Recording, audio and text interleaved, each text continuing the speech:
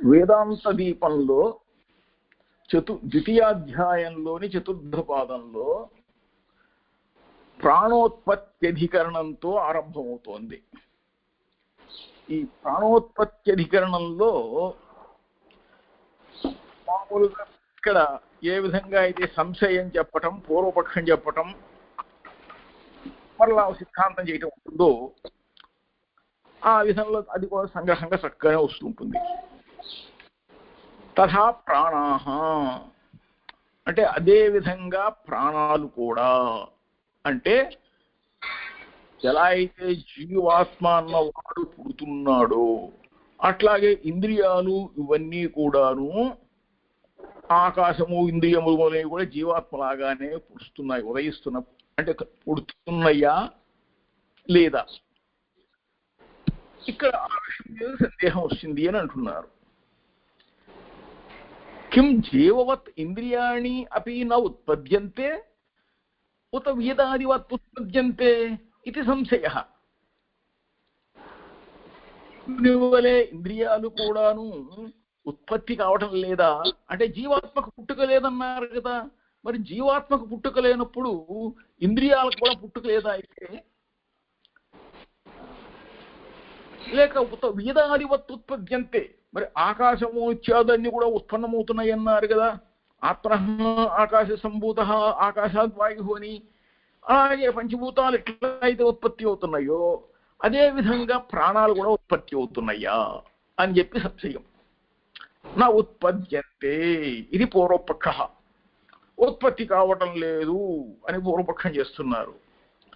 ఎట్లాట ప్రళయకాలే అవస్థానశ్రుతే ఉత్పత్తివాదాః జీవోత్పత్తివాదవత్ నేయాః అసద్వా ఇదమగ్ర ఆసీత్ ఋషయో వాతే అగ్ర సదాసీత్ కేతే ఋషయః ఇతి ప్రాణావా ఋషయః ఇతి ఇంద్రియాణం తదానీం స్థితి శ్రూయతే అని పూర్వపక్షం చేశారు. ఏమిటా ప్రళయకాలంలో ఇంద్రియాలు కూడాను ఉన్నాయి అని చెప్పి శృతిలో తెలుస్తోంది. కాబట్టి ఇంద్రియోత్పత్తివాదాలు, ఇంద్రియములనేవి పుడుతున్నాయి అనేటువంటి యొక్క వాదాలు కూడా ఉన్నాయి. కాబట్టి జీవోత్పత్తివాదంలాగానే ఇవి కూడా సరిపెట్టుకోవాలి మనం. ఎందుకంటే జీవుడు కూడాను ఉత్పత్తి కావట్లేదు కదా, అసలు జీవుడికి పుట్టుకనేదేం లేదు, కానీ జీవుడు ప్రత్యేకంగా ఉత్పత్తి కావట్లేదు. అతను పరమాత్మ ఎప్పటి నుంచి ఉన్న పరమాత్మతో పాటే కలిసి ఉంటాడు అంతే. కనుక ఇంద్రియోత్పత్తివాదాలు జీవోత్పత్తివాదాలలాగా వీటిని ఉంచుతారా అంటే అసద్వా ఇదమగ్ర ఆసీత్ అన్నారు. అంటే ఈ సమస్త జగత్తు కూడా సృష్టికి పూర్వం అసత్తుగానే ఉంది, అంటే సద్రూపంలో లేదు అని. ఇంకా ఋషయో వావతే అగ్రే తదాసీత్, సృష్టికి పూర్వమే ఋషులు ఉన్నారు అని వినిపిస్తోంది. కేతే ఋషయః ఇది ప్రాణావా ఋషయః ఇది, ఆ ఋషులు ఎవరంటే ప్రాణావా ఋషయః, ప్రాణములు అంటే ఇంద్రియములు అవే ఋషులు, ఇంద్రియములే ఋషులు. ఇంద్రియాలకు శృతి పేరు ఏమిటి అని అంటే ఋషులు అని చేయబడుతోంది అని చెప్పి పూర్వపక్షం చేస్తున్నారు. అదంత సమంజసంగా లేదని చెప్పి ఎవరన్నా వినేవాళ్ళకే తెలుస్తుంది, కానీ వాడు పూర్వపక్షం చేయాలి కూడా చేస్తాడంతే. దానికి సమాధానం చెబుతారు. ప్రార్థాంతస్తు ప్రాక్ సృష్టేః ఏకత్వ అవధారణాత్ ఇంద్రియాణం ఏతస్మాజ్జాయతే ఇతి ఉత్పత్తివాదాత్ ఉత్పత్తి నిషేధ నిత్యత్వ వచన అభావాచ్చ వేదాదివత్ ఉత్పద్యంతే ప్రాణావావఋషయః ఇది ప్రాణశబ్ద నిర్దిష్టః పరమాత్మా, ఋషయః ఇది తస్య ఏవ ద్రష్టృత్వ సంభవాత్ అన్నారు. అంటే సృష్టికి పూర్వం ఇంద్రియాలకు ఏతస్మాత్ జాయతే అంటే ఈ పరమాత్మ వలననే ఇంద్రియములనేటువంటివి కలుగుతున్నాయి, పుడుతున్నాయి అని తెలియబడుతోంది, వినిపిస్తోంది. కాబట్టి ఈ ఇంద్రియాలకు ఉత్పత్తి మనకి స్పష్టమవుతోంది. కాబట్టి ఆ ఉత్పత్తిని నిషేధించి నిత్యత్వం తెలపడం అనేటువంటిది, ఇంద్రియాలకు నిత్యత్వం ఉన్నది అని తెలపడం అనేటువంటిది ఎక్కడా కూడాను మనకు వినపట్టం లేదు, అది లేదు. కాబట్టి ఇంద్రియాలు కూడా ఆకాశం వలెనే ఉదయిస్తాయి. ఆకాశం ఎట్లా అయితే పుడుతోందో ఆత్మనః ఆకాశ సంభూతః అన్నట్టుగా, అట్లాగే ఆ పంచేంద్రియాలు పుడుతున్నాయి. ఇంకా చెప్పాలంటే దశేంద్రియాలు, ఏకాదశేంద్రియాలు కూడా పుడుతున్నాయి. ఇట్లాగే ప్రాణావా ఋషయ అంటే ప్రాణశబ్దం చేత చెప్పబడినటువంటి వాడు పరమాత్మ. ఋషయ అనేటువంటి శబ్దం చేత పరమాత్మకే ద్రష్టృత్వం అంటే ఏమంటే వాటంటికి ద్రష్ట పరమాత్మయే అని మనం తెలుసుకుంటాం వల్ల ఇది చక్కగా సమన్వయం కుదురుతుంది అని సిద్ధాంతం. అంతేగాని బహుత్వం సంభవించదు అని బహువచన శ్రవణం అనేటువంటి దాని గురించి చెబుతున్నారు. గౌణ్య సంభవాత్ తత్ ప్రాకృతే అంటే గౌణీ, గౌణీ అంటే అర్థం ఇక్కడ చూస్తున్నారు. ప్రాణాహవా ఇది బహువచన శృతి గౌణీ. అంటే ఈ బహువచనం వినిపించడం అనేటువంటిది గౌణి, గౌణార్థంగా చెప్పుకుంటున్నారు అని అంటే అసంభవాత్. సృష్టికి పూర్వం అనేటువంటి ఏదీ లేదు అని అంటే సృష్టికి పూర్వం బహుత్వం అనేటువంటిది ఎట్లా సంభవిస్తుంది? తత్ ప్రాకృతే అంటే ఆ పరమాత్మకే ఆ సృష్టికి పూర్వమే అది ఆ ఉనికి ఉన్నది అని చెప్పినట్లయితే అనంటే దానికి తత్పూర్వకత్వాద్వాచ, దానికి సమాధానం ఇవ్వను. అంటే అక్కడ పాఠాంతరం ప్రత్యేకంగా ఉంది. ఏంటంటే అక్కడ చ అని చూసారా, చ అని తూ అని ఉండేటున్నాయి. దానివల్ల ఒక పక్షము అంటే ఒక భాగం అనేటువంటిది ఇక్కడ చెప్పబడుతోంది. ఇంద్రియాణి ఉత్పద్యంతే ఏవా, ఇంద్రియములు ఉత్పత్తి అవుతున్నాయి. కుతః ఎందువలన అంటే తత్ ప్రాక్శృతే, అంతకు ముందు వినిపిస్తుంది. ఎట్లా? తస్య పరమాత్మనః ఏవ ప్రాక్ అవస్థాన శృతే సరేవ సౌమ్య ఇదమగ్ర ఆసీత్ ఆత్మా వా ఇదమేక అగ్ర ఆసీత్ ఏకోహ వై నారాయణ ఆసీత్ ఇది ప్రాణశబ్దస్య ప్రాణం అభిసంవిశంతి ఇది పరమాత్మని అపి ప్రసిద్ధేః ప్రాణావార్హయః ఇది తస్యైవ ద్రష్టృత్వ సంభవాత్. ప్రాణములు అన్నా ఋషులు అన్నా అక్కడ ఒక అర్థం ఒకటే అని చెప్పేటువంటి భావం ఉంటుందన్నమాట. కానీ ప్రాణశబ్దం చేత నిర్దేశింపబడ్డవాడు పరమాత్మ. ఇంద్రియ శబ్దం చేయబోతున్న ఋషులు అని అంటారా అని చెప్పి సమన్వయం చేసుకోవచ్చు అని అంటున్నారు. పూర్వకత్వాత్ వాచ అన్న చోట ఇతశ్చ వాచ, వాచ అంటే ఇక్కడ ఎవరు? వాక్కు అంటే పరమాత్మ. పరమాత్మ వ్యతిరిక్త నామధేయస్య తత్పూర్వకత్వాత్ వేదాది సృష్టిపూర్వకత్వాత్ ఇత్యర్థః. ఆకాశము మొదలైనవి సృష్టించక ముందే అని చెప్పడం అన్నమాట. తద్దేదం తర్హి అవ్యాకృతమాసీత్ అంటే వాటికి రూపము పేరు ఏవి లేవు. తన నామరూపాభ్యామ్యా వ్యాక్రియతే. వాడికి ఒక విస్తృత రూపం కల్పించి వాడికి ఒక పేరు కల్పించి ఒక రూపం కల్పించడం అనేటువంటిది చేశాడు. పరమాత్మ చెప్పాడు కదా, అంత ప్రవిశ్య నామరూపే వ్యాకరవాణి అని శృతి ఉంది కదా. ఇత్యాది శృతే అత పరమాత్మ ఏవ ప్రాణశబ్ద నిర్దిష్ట. ప్రాణశబ్దంతో చెప్పబడ్డవాడు పరమాత్మయే. కాబట్టి ఆయన ప్రవేశించి వాటికి రూపాలు పేర్లు అన్ని కలిగించాడు అని అనమాట. సప్తగతే విశేషిత్వాత్, ఇది సప్తగత్యధికరణము అని కొత్త ఇంకో అధికరణం ప్రారంభిస్తున్నారు. ఇంతకుముందు అధికరణంలో ఏం చెప్పారు? ప్రాణోత్పత్తి అధికరణంలో ఇంద్రియాలు ఆకాశములు మొదలైన వాటి వలె భూతాల వలె ఉదయిస్తున్నాయి, పుడుతున్నాయి అని చెప్పేసి నిర్ణయించారు. తరువాత అవి 11 అంటే ఏకాదశి ఇంద్రియాలు ఉన్నాయి కదా, ఆ ఏకాదశి అవి ఆ విషయాన్ని ఇక్కడ ఈ అధికరణంలో వివరిస్తారు. ఏంటంటే సప్తగతే విశేషితత్వాచ్చ. సప్తగతే అంటే సప్తేంద్రియాలకే, అంటే జీవాత్మకు సప్తేంద్రియాలకే ఇక్కడ గతే అంటే గతి అనేటువంటిది వినిపించటం వల్ల విశేషితత్వాచ్చ అంటే జ్ఞానేంద్రియములు 5, మనస్సు, బుద్ధి అనేటువంటివి కలిపితే మొత్తం కలిపి అవుతుంది ఈ ఇంద్రియాలు 7 అనే ఒక సూత్రం అక్కడ అర్థం వస్తుంది. అంటే ఇంద్రియాలు విషయం, ఇంద్రియాలు 7 లేక 11? ఏకాదశి ఇంద్రియాలు వినిపిస్తున్నాయి, ఇక్కడేమో 7 ఇంద్రియాలు అని అంటున్నారు.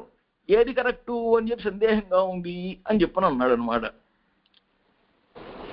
కిం ఇంద్రియాణి సప్తైవా ఉత ఏకాదశ ఇది సంశయ.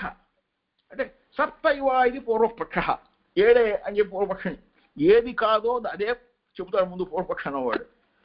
సప్త ప్రాణాః ప్రభవంతి ఇత్యాదిషు సప్తానాం ఏవ జీవేన సహ సంచార శ్రవణాత్ యదా పంచావతిష్ఠంతే జ్ఞానాని మనసా సహ బుద్ధిశ్చ ఇది సప్తానామేవ యోగకాలే జ్ఞానాని ఇది విశేషితత్వాచ్చ శ్రోత్రాదీని జ్ఞానేంద్రియాణి మనోబుద్ధిశ్చ ఇది సప్తైవ అంటారు.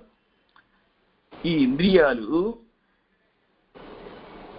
5 ఇంద్రియాలు తీసుకుని పంచేంద్రియాలకి మనస్సు వాక్కు కలిపి 7 ఇంద్రియాలు అని చెప్పని పూర్వపక్షం చేస్తే దానికి సిద్ధాంతం ఏం చెబుతున్నారు? శ్రోత్రాదీని జ్ఞానేంద్రియాణి వాగాదీని చ కర్మేంద్రియాణి. ఇంద్రియాలు 2 రకాలు ఉంటాయండి, కర్మేంద్రియాలని జ్ఞానేంద్రియాలని. అవి 5 జ్ఞానేంద్రియ పంచకం, కర్మేంద్రియ పంచకం. ఈ 5 10 కలిపి వీటికి వాక్కుతో కలిపినారు. వాక్కు కూడా కలిపి చేస్తే అంటే మనహ ఇది ఏకాదశ. ఇవన్నీ కూడా కలిపి అప్పుడెన్నైనా 11 అయినాయి. కథం వాక్ హస్తాదీనాం అపి శ్రోత్రాదివత్ కార్యభేదేన జీవ ఉపకరణత్వ అవిశేషాత్ అంటే దశమే పురుషే ప్రాణాః ఆత్మా ఏకాదశః ఇంద్రియాణి దశైకంచ అని శృతి చెబుతోంది. ఇత్యాది శృతి స్మృతిభ్యః వాగాదీనాం జీవేన సహ గమన అభావాత్ సప్తానామేవ ప్రయాణకాలే గతిశ్రవణం యోగకాలే విశేషితత్వంచ జ్ఞానేంద్రియాణాం మనసః తత్ వృత్తిరూపబుద్ధేశ్చ ప్రాధాన్యాత్. అందువల్ల 7 ఇంద్రియాలకే జీవునికి సంచారం కనిపిస్తోంది అని అంటే యదా పంచావతిష్ఠంతే జ్ఞానాని మనసా సహ బుద్ధిశ్చ అని చెప్పినప్పుడు అక్కడ జ్ఞానేంద్రియ పంచకము కర్మేంద్రియ పంచకము అని చెప్పి 10 కలిపితే ఆ 10కి మనసుతో కూడా కలిపితే అంటే బుద్ధితో కూడా కలుపుకుంటే ఏకాదశి ఉన్నాయి. అంటే అప్పుడు 7 ఇంద్రియాలకి ఏకాలు ఎలా చెప్పాలి అని అంటే జ్ఞానము అనేటువంటిది విశేషింపబడి ఉంది కాబట్టి శ్రోత్రము వాక్కు ఇత్యాదులు అన్నీ కూడాను జ్ఞానేంద్రియాలు 5 అని తీసుకుంటే కర్మేంద్రియాలు 5 అని తీసుకుంటే అప్పుడే సమన్వయం సరిపోతుంది.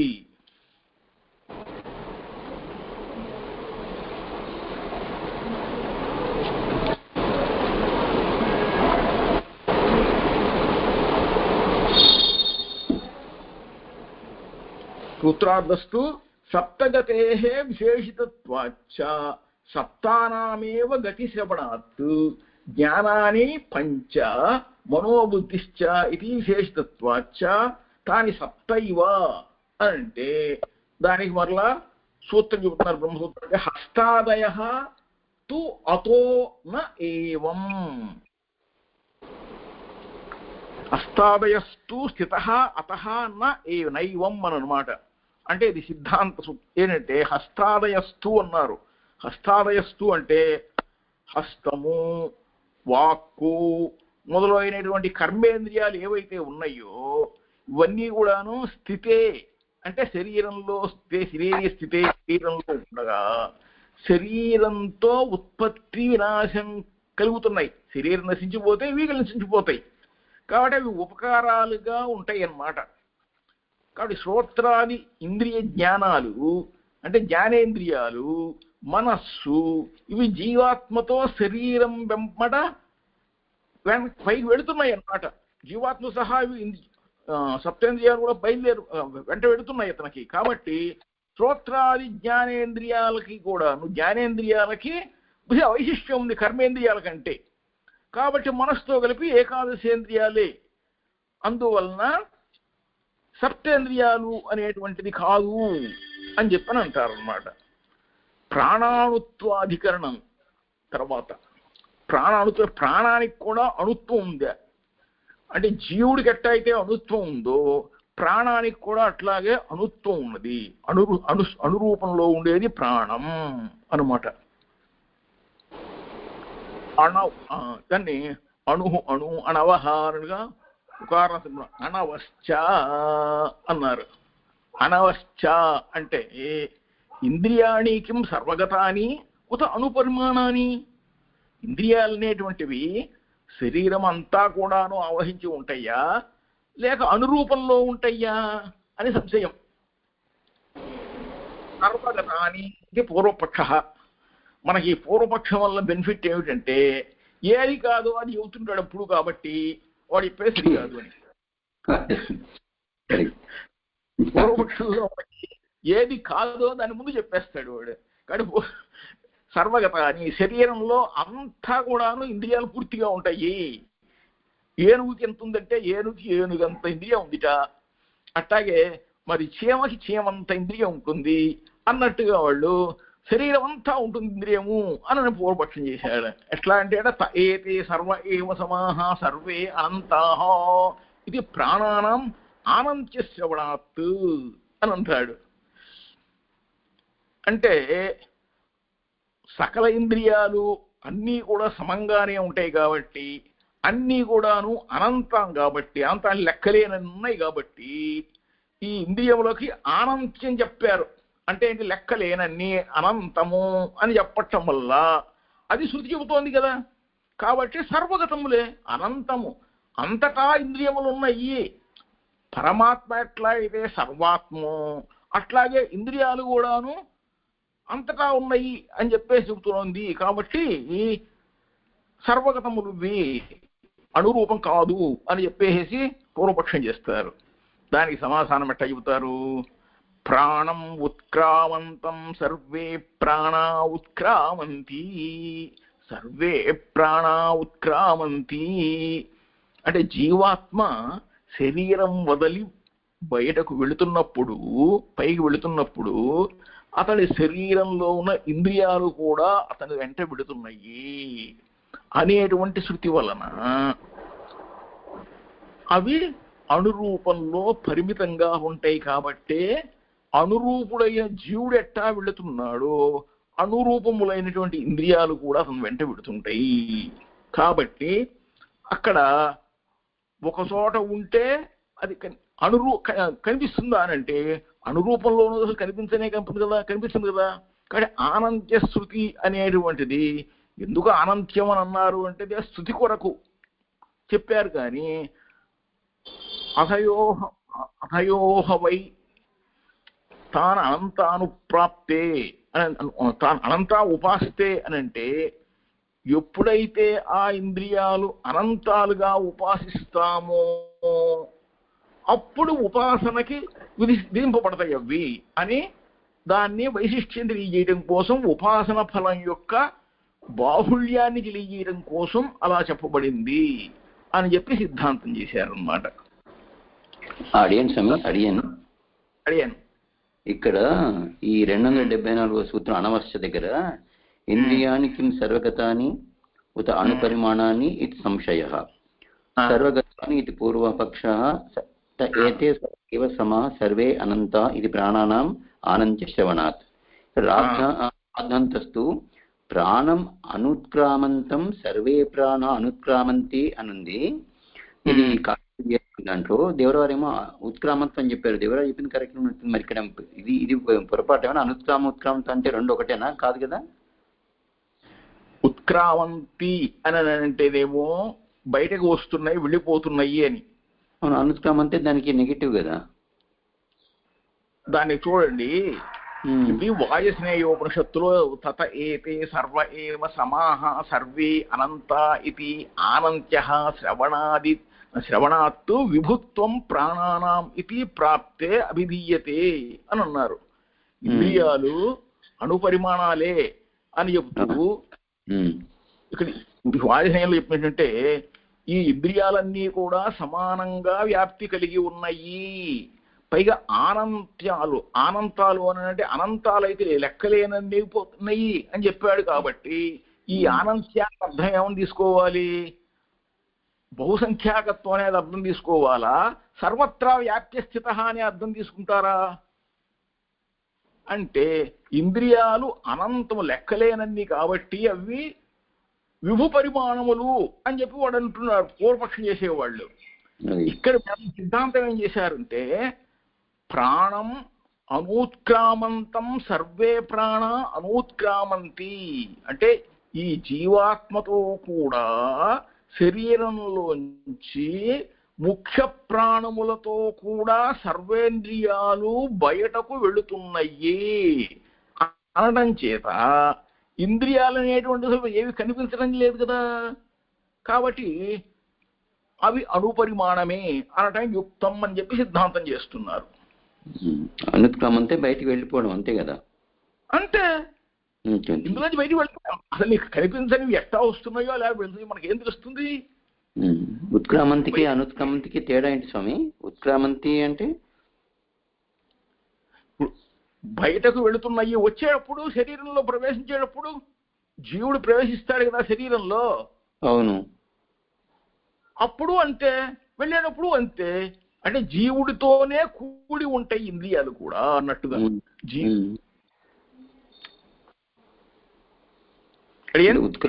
ఉత్క్రామంతికి అనుత్క్రామంతికి తేడా ఏంటి అని పదాలు అర్థంలో. ఇక ప్రాణం అనూత్క్రామంతం అన్నాం. అవును, అనుత్క్రామంతం ఉంది. అవును, అది అవునా. మళ్ళీ అనుత్క్రామంతి అన్నారు అంతే. అది అంటే వెళ్తాయి వస్తాయి అన్నట్టు అంతే కదా. ఆ రెండు అనుత్క్రామంతినే వస్తాయి. ఓకే. ఉత్క్రామంతి అన్నది ఎక్కడ వచ్చింది మీకు? అంతకుముందు దేవరాలు ఉత్క్రామంతి అని చదివారు, అందుకోసం నాకు డౌట్ వచ్చింది. అలా అట్లా ఇది చేసిందంటారా?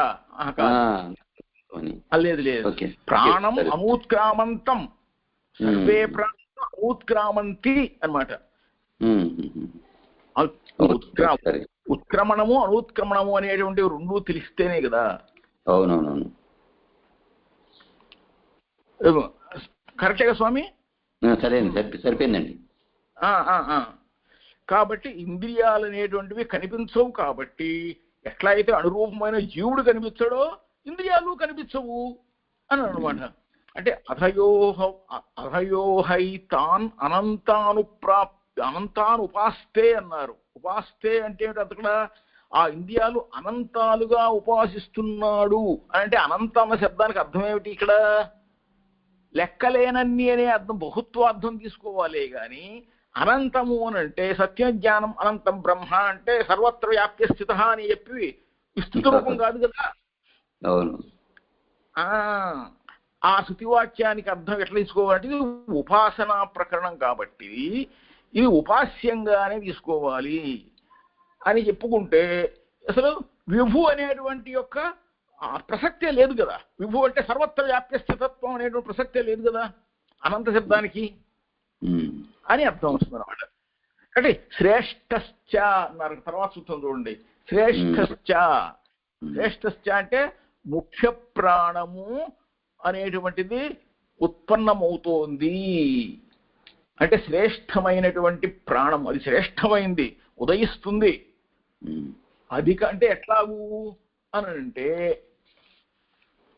శ్రేష్ట ప్రాణశ్చ ఉత్పద్యతే అంటే శ్రేష్టమైనటువంటి ఈ ప్రాణం అనేటువంటిది ఉత్పద్యతే, ఉదయిస్తుంది, పుడుతుంది.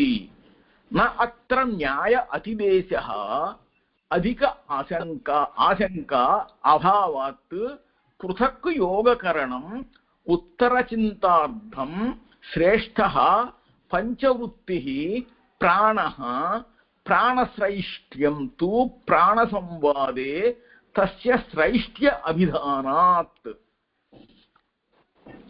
అంటే శబ్ద ఈ శ్రేష్టమైనటువంటి ప్రాణము ఉదయిస్తుంది, అంటే ప్రాణం అనేది పుడుతుంది. ప్రాణం పుట్టడం ఏమిటి అని అంటే శరీరంలో జీవుడు ప్రవేశించినప్పుడు ప్రాణం అనేటువంటిది జరుగుతుంది అర్థం. ఇంద్రియాలు జీవాత్మను కలిసే ఉంటాయి అని చెప్పి అన్నారు కదా. అందువల్ల ఇందులో ఏమాత్రమైనటువంటి సందేహం కూడా లేదు అని చెప్పడం కోసం ఇక్కడ పంచప్రాణాలు పంచవృత్తులు అని అనుకుంటారు చూసారా.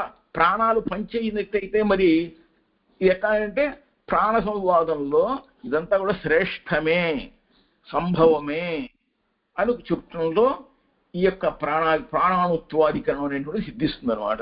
ఆ అణుత్వం రూపంలో ఉండటం వల్లే అది శ్రేష్టత్వం వస్తుంది అని చెప్పి. తరువాత వాయుక్రియాధికరణం. వాయుక్రియాధికరణం అని అంటే ఇది అధికరణ వాయువుగా వాయుక్రియాధికరణం 64 వాయుక్రియ అంతే. నవాయుక్రియే పృథక్ ఉపదేశాత్ అన్నారన్నమాట. నవాయుక్రియే పృథక్ ఉపదేశాత్ అంటే ప్రత్యేక వాయుక్రియే అని అంటే ఆకాశాత్తు వాయు అన్నారు కదా. ఆకాశం అనేటువంటిది మొదటి భూతం అయితే ద్వితీయమైనటువంటిది వాయువు అనేది రెండో భూతం వస్తుంది అనమాట. దాని క్రియ అంటే వాయువు అనేటువంటిది దాని యొక్క క్రియ అనేటువంటిది. నా అంటే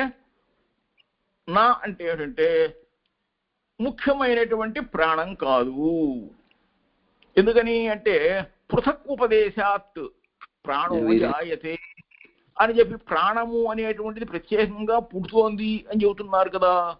కాబట్టి ఖం వాయు ఆకాశమే వాయువు అని వాయువు కంటే ఖం వాయు అని చెప్పి వాయువు కంటే వేరుగా ఉత్పత్తి అనేటువంటిది ఉపదేశిస్తున్నారు కాబట్టి అని సూత్రార్థం. అంటే వాయువు ఆకాశం ఒకటేనా అని అంటే వాయువు వేరు ఆకాశం వేరు, తల్లి వేరు పిల్ల వేరు అన్నట్టుగా పుడుతుంది అది. కానీ అందులోంచి పుడుతుందా కానీ అన్నీ ఆత్మలోంచి పుట్టేటువంటివే. కానీ ఆత్మనః ఆకాశ సంభూత ఆకాశాత్తు వాయు. కాబట్టి ఆకాశము వాయువు అని చెప్పి వాయువు కంటే వేరుగా చెప్పటం వల్ల ఇక్కడ పుట్టుక అనేటువంటిది వేరుగా చెప్పడం వల్ల అని చెప్పి ఈ నవాయుక్రియ పృథక్ ఉపదేశాత్తు అన్నదానికి సూత్రార్థం. దానికి ఏమని చెబుతున్నారు? కిం అయం శ్రేష్ఠ ప్రాణ వాయుమాత్రం ఉత తత్ క్రియ అథ వాయురేవ కంచన విశేషమాపన్నః ఇది సంశయః. వాయుమాత్రం ఇది ప్రథమపక్షః, వాయువు మాత్రమే అని పూర్వపక్షం. పూర్వపక్షం ఏం చెబుతున్నారు? అది వాయువు అంటే వాయువు మాత్రమే.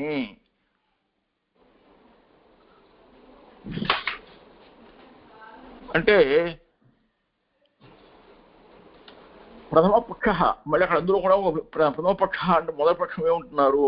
యప్రాణః స వాయు, ఏదైతే ప్రాణం అనేది ఉందో వాయువు, వాయువే ప్రాణము, ప్రాణమే వాయువు అని చెప్పబడుతోంది కాబట్టి అని వాయుమాత్రే ప్రాణ ప్రసిద్ధి అభావాత్, వాయువు ఉంటేనే ప్రాణం ఉంటుంది కాబట్టి ఉచ్ఛ్వాస నిశ్వాస రూపవాయు క్రియాయాం ప్రాణ ప్రసిద్ధే, ఉచ్ఛ్వాస నిశ్వాస రూపంలో వెళుతున్నటువంటిది ఏమిటి? వాయువే కాబట్టి వాయో క్రియా విశేష ఏవ ప్రాణ ఇది ద్వితీయ. మళ్ళీ వాయువు యొక్క క్రియా విశేషం ప్రాణము అని చెప్పేసి ఇంకొక ప్రజ్ఞ చెప్తాము. ఉచ్ఛ్వాస నిశ్వాస రూపమైనటువంటి వాయు క్రియలో ప్రాణ ప్రసిద్ధి ఉంది అని చెప్పేసి ఇప్పుడు వాయువా లేక వాయు క్రియ ఏది ముఖ్యమైన ప్రాణము అని పూర్వపక్షం అని అంటే దానికి వాయువు మాత్రమే ఉచ్ఛ్వాస నిశ్వాస రూపమైనటువంటి వాయుక్రియ ముఖ్య ప్రమాణం అవుతుంది కాదు.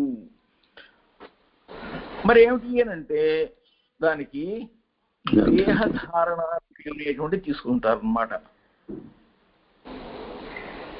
వాయోః పృథక్ ఉపదిష్టతయా అస్మాత్ అన్యో అయం ప్రాణః కిం అజ్ఞాదివత్ భూతాంతరం ఇది ఆశంక్య. ఆహా, తర్వాత సూత్రంలో దానికి ఇంకా వివరణ చేస్తారు. నా వాయు మాత్రం, కేవలం వాయువే కాదు, తత్క్రియావా ప్రాణః అంటే వాయు క్రియ అనేటువంటి అంటే దేహధారణ యోగ్యతాది రూప విశేషం ఆపన్నః వాయుః ఏతస్మాజ్జాయతే ప్రాణో మనః సర్వేంద్రియాణి చ ఖం వాయుః ఇది వాయుప్రాణయోః పృథక్ ఉత్పత్తి ఉపదేశాత్ క్రియాయాశ్చ పృథక్ ఉపదేశः న సంభవతి. తేజప్రభృతిషు అదర్శనాత్ చక్షురాది కరణైః సహ జీవోపకరణతయా ఉపదేశాత్ దేహేంద్రియధారణ రూప ఉపకారాధిక్యాత్ చక్షురాదిభ్యః ప్రాధాన్యవచనాచ్చ న క్రియామాత్రం. అది కేవలం క్రియా మాత్రమే కాదండి. ప్రాధాన్యం ఎట్లా వస్తుంది అని అంటే వాయు మాత్రం అనేటువంటిది ఉచ్ఛ్వాస నిశ్వాస రూపంలో ఉన్నటువంటి వాయుక్రియ ముఖ్య ప్రాణం కాదు అని చెప్పి మీరు పూర్వపక్షం చేస్తారు అంటే మరి ఏమిటి అంటే దేహధారణ యోగ్యత పొందింది.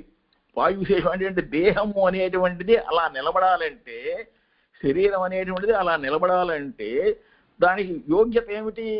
ఆ శరీరాన్ని అలా నిలబెట్టగలిగేటువంటి ఈ విశేషం ప్రాణానికి ఉంది కదా, అదే వాయు విశేషం. కాబట్టి ఏతస్మాజ్జాయతే ప్రాణః మనఃసర్వేంద్రియాణి చ ఖం వాయుః అని ప్రాణము, మనస్సు, సకల ఇంద్రియాలు, ఆకాశము, వాయువు అన్నీ కూడాను ఈ పరమాత్మ వల్లనే పుడుతున్నాయి అని చెప్పుకున్నాం కదా. అప్పుడు వాయువుకి ప్రాణానికి వేరుగా ప్రత్యేకంగా ఉత్పత్తి ఉపదేశింపబడుతున్నది వల్ల వాయువు మాత్రమే కాదు అని ఉచ్ఛ్వాస నిశ్వాస రూపమైనటువంటి వాయు క్రియలకు వేరువేరుగా ఉపదేశించడం అనేటువంటిది సంభవించదు. అంటే ఉచ్ఛ్వాస తేజస్సు మొదలైనటువంటి వాటిలో కనిపిస్తున్నటువంటి చక్షువు మొదలైన వాటితో కూడా జీవాత్మ ఉపకరణాన్ని చెప్తున్నారు. అంటే దేహేంద్రియ ధారణ రూపమైనటువంటి ఉపకారాధిక్యం వలన చక్షురాదుల కంటే కూడా ప్రాధాన్యాన్ని తెలియజేస్తున్నారు. కాబట్టి ఈ ఉచ్ఛ్వాస నిశ్వాస రూపమైనటువంటి వాయుక్రియ ముఖ్య ప్రాణం కాదు అని సిద్ధాంతం చేశారు. అంటే వాయువు వేరుగా ప్రాణము అనేటువంటిది ఉపదేశింపబడటం చేత, అందుకని దానికంటే వేరైనది అయితే అజ్ఞాదుల వలె ఇతర భూతాంతరము అని చెప్పుకోవాలి కదా. ఎట్లా అంటే చెప్పుకోవచ్చు తత్ సహశిష్యాదిభ్య అని చెప్పి పంచభూతాలు పంచాన్ని చెప్పనున్నారు కదా. మరి దానికంటే వేరే ఇంకొక భూతం ప్రాణము అనేటువంటిది వేరే భూతము అని చెప్పాలి కదా, వాయువు కన్నా వేరేగా అని చెప్పుకోవాలి కదా అని. ఈ చక్షురాదివత్తు తత్ సహశిష్యాదిభ్య అని 277వ సూత్రంలో ఏమంటున్నారు? తూ అన్నారు. తూ అని అంటే అనుకున్నాను చాలా మనం ఒక శంకా నివృత్త్యర్థం తూ, అది కూడా అని అనుకుంటే ఎట్లాగైతే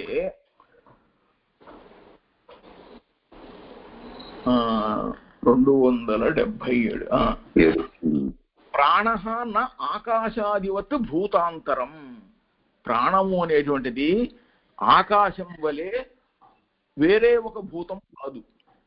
అపితు వాయు ఏవ అవస్థాంతరం ఆపన్నః. వాయువే వేరే ఒక అవస్థను పొంది, అంటే వేరు ఇక్కడ ఒక రకంగాను అక్కడ ఇంకొక రకంగాను అన్నట్టుగా ఉంది. చక్షురాధివత్ జీవోపకరణం. నేత్రాలు ఎట్లా అయితే జీవానికి ఉపకరణంగా ఉన్నాయో అట్లాగే తచ్చ ఉపకరణత్వం ఉపకరణభూతై ఇంద్రియై సహా శిష్ట్యాదిభ్య అవగమ్యతే. అంటే శిష్ట్యాదిభ్య అంటే సృష్టి అన్నాడు. సృష్టి అంటే శాసనం, అంటే ఉపదేశ అన్నమాట. ఉపదిశ్యతే ఇది ఉపదేశ. అయం ప్రాణః ప్రాణ సంవాదాదిషు తత్తు సజాతీయత్వే ఏతత్తు ఉపోద్యతే. ప్రాణశబ్దగృహీతేషు కరణేషు అస్య అర్హయ ఏవ అయం ముఖ్య ప్రాణః ఇది విశిష్య అజ్ఞానం ఆదిశబ్దేన ఉక్తం తదపి తత్ సజాతీయత్వే హి సంభవతి. దానికి అసమైన చెప్తోంది.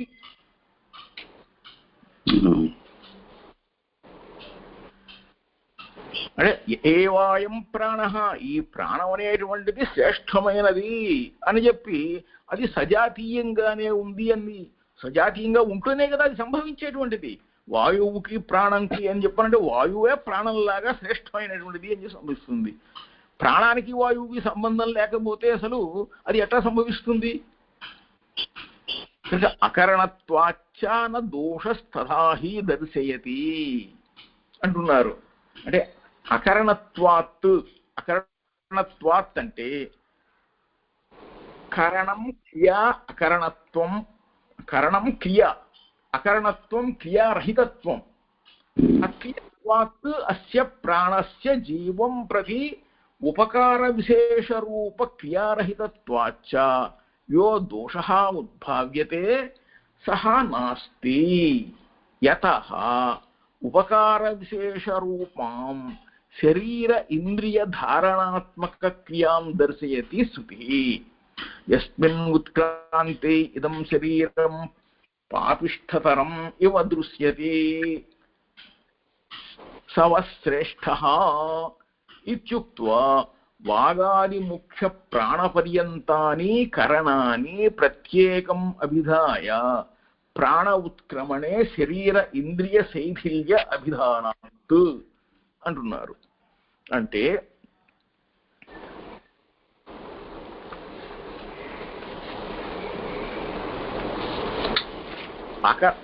అకరణత్వాచ్చ అంటే కరణం, అంటే కరణం అంటే క్రియాసిద్ధి. ఒక క్రియ అనేటువంటిది సిద్ధించాలని అంటే దానికి ఉపకరణం ఉంటుందన్నమాట. అందుకే అకరణత్వం అంటే క్రియ అనేది లేకపోవటం. ప్రాణక్రియ అనేటువంటిదే లేకపోయినట్లయితే, కరణం అనేది లేకపోతే ప్రాణం అనేటువంటిదే లేకుండా పోతుంది కదా.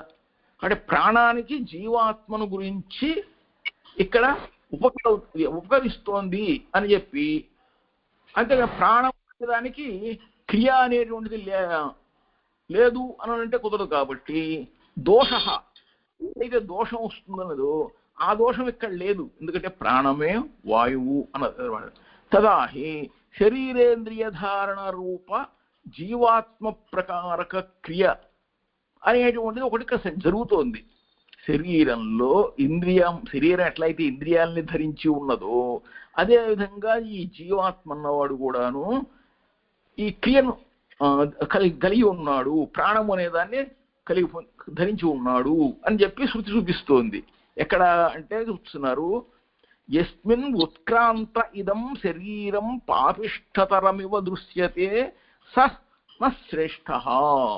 అంటే ఈ జీవ వివాదంలో యస్మిన్ అంటే దేనియందైతే ఉత్క్రాంతే అంటే శరీరం వెళ్ళిపోతోందో, ఏ శరీరాన్ని వదిలి వెళ్ళిపోతోందో, ఇదం శరీరం పాపిష్ఠితరమివ అంటే ప్రాణం వెళ్ళిపోతే శరీరం ఏమైపోతుంది? శిథిలం అయిపోతుంది అనమాట. కాబట్టి పాపిష్ఠితరమివ దృశ్యతే, ఎంతవరకు ప్రాణం ఉందో అంతవరకు శరీరానికి గుర్తింపు ఉంది, అంటే అస్తిత్వం ఉంది. శరీరం అనేటువంటిది ఎప్పుడైతే ప్రాణం అనేటువంటిది బయటికి వెళ్ళిపోతే దీనికి శిథిలత్వం వచ్చేసింది అనమాట. కాబట్టి